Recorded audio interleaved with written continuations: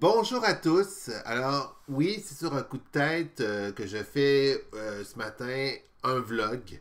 Alors, oui, ça va être un petit vlog du matin sur YouTube.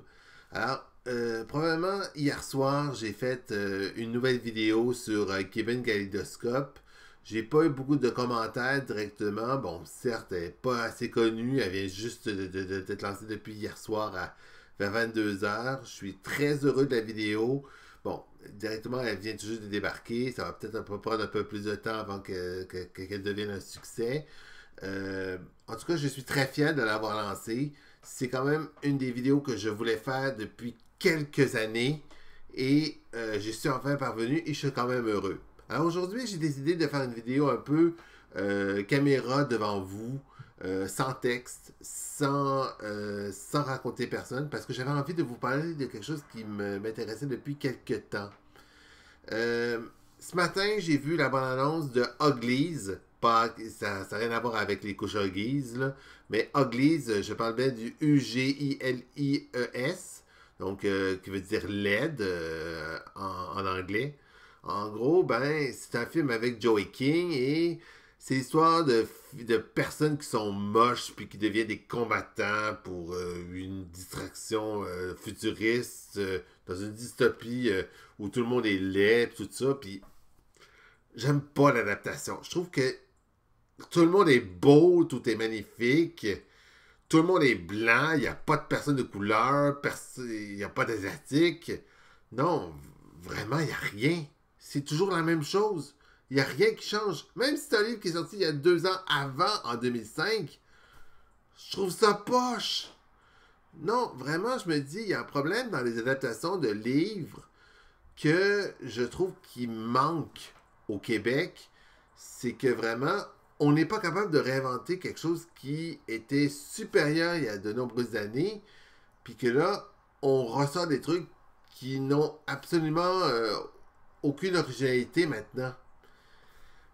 Je me suis rendu compte de quelque chose d'intéressant, c'est que au Québec, on fait des adaptations qui sont plus faciles à faire, que ce soit avec La Petite et le Vieux qu'on a eu droit cet été, on a eu droit aussi probablement au Journal d'Aurélie Laflamme, on a eu aussi, je ne me souviens plus là, du nom du livre, je vais revenir là-dessus un petit peu, je vais faire une pause là-dessus. Alors, je disais directement La vie compliquée de Léa Olivier, La dérape, l'Académie. Ben, j'ai l'impression qu'on tourne en rond un peu près dans les adaptations, puis que on fait toujours des choses plus faciles, des adaptations qui ont absolument pas de trucs fantastiques. On fait des choses intéressantes. Et il y a des livres, il y a des adaptations québécoises qui auraient pu faire de bonnes adaptations, mais on peut pas se le permettre parce qu'on n'a pas le budget ici au Québec. Et ça, c'est dommage parce que je me dis, on pourrait faire ça au Québec, on pourrait faire des adaptations extraordinaires dans le domaine du cinéma et de la télévision, mais directement, on préfère plus se mettre dans l'avantage de faire des productions pour adultes que des productions comme des téléromans, que de faire des choses qui changent de l'ordinaire. Quand on a des séries extraordinaires comme Mégantic, on met le budget là-dessus, mais quand ce sont des choses ordinaires, on préfère pratiquement miser plus sur des productions chez nous qui coûtent moins cher que de faire des productions qui auraient pu avoir du succès. Et moi, je me dis, c'est dommage parce que quand on voit ce qui se passe aux États-Unis et en Allemagne, on pourrait faire des choses extraordinaires. Et même cet été, on a eu une adaptation de Nos Belles-Sœurs qui est bien meilleure que les productions de comédie musicale qu'on a présentement aux États-Unis. Puis on n'a pas le budget pour faire des productions adaptées de livres québécois qui seraient bien meilleures. Et ça, c'est vrai, je trouve que c'est plate. Euh, je comprends pas. C'est vrai que c'est un peu la même chose en France, par exemple. On a eu quand même quelques productions extraordinaires, genre Seul, que je considère comme une très bonne adaptation en tant que film.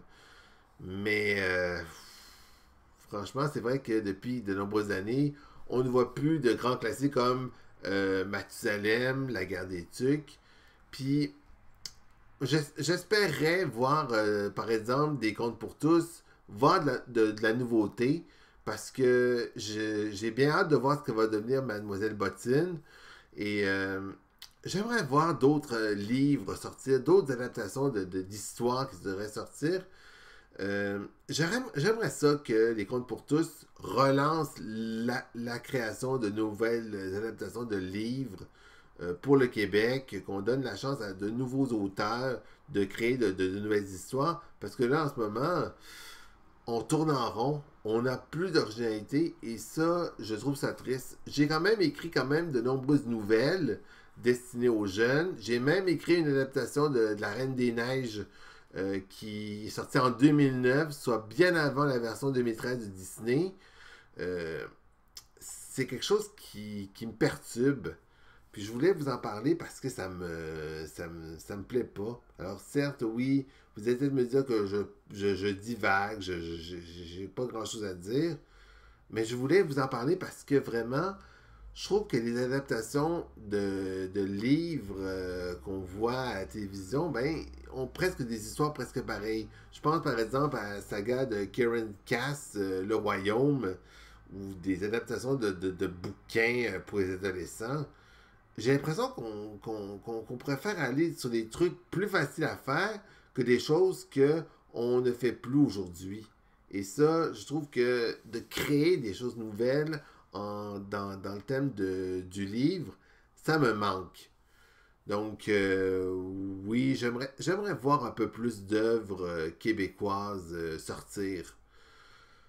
Bon, oui, je vous ai de me dire que je prends un peu de temps, ça dure 7 minutes, là, que j'ai rien à dire, là, mais j'avais envie de vous en parler de ça.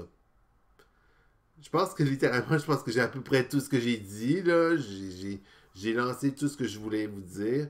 Alors, si vous avez des commentaires, si vous avez des choses à me répondre concernant ce sujet-là, dites-le moi en bas des commentaires. Dites-moi s'il y a des choses que vous voudriez que je discute avec vous dans un vlog prochainement.